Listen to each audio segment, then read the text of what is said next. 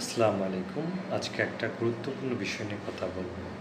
কাল আমার কাছে একটা রোগী আসে, ২০ বছর বয়সী একটি ছেলে। তার মাকে নিয়ে আসে। সে বলে তার বুক জ্বলাপোড়া করছে, খেলে বমি হয়ে যাচ্ছে, কিছুই রাখতে পারছে না। আমি বললাম, কীভাবে এটা হলো? বলে সে রাজশাহীতে গিয়েছিল আমের বাগানে কাজ করতে। সেখানে আমের বাগানের তার কাজ ছিল যে কাঁচা আমগুলো আছে সেগুলোতে স্প্রে করা। কেন স্প্রে করা হয়? বলে স্প্রেটা করা হয় যেন আমে একটা সুন্দর রং আসে। তো সেই স্প্রেটা করতে যেয়ে সে সেই স্প্রে থেকে কিছু অংশ তার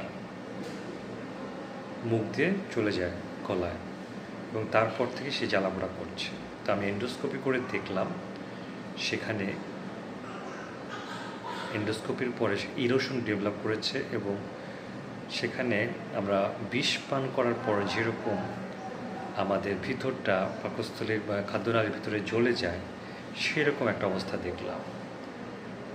আমি দেখে সত্যিই খুব অবাক হলাম যে করসিভ পয়জনিং বলি আমরা এটাকে, সেরকম একটা ফিচার সেখানে ডেভেলপ করেছে। তাহলে আমরা যে আম খাচ্ছি বা আমরা যে ফ্রুটসগুলো খাচ্ছি, ফলগুলো খাচ্ছি, আমরা তো ভাবছি এটা গাছের ফল, খুব ভালো, খুব কোনো এটার মধ্যে কেমিক্যাল দেওয়া হয় নাই।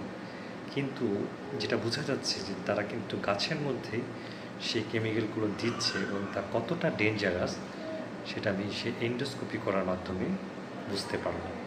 তাই আমাদের সকলকে আরও বেশি সচেতন হতে হবে যে গাছের ফল হলেই যে শুধু ভালো তা কিন্তু নয়, আরেকটু বাজ করতে হবে। ধন্যবাদ।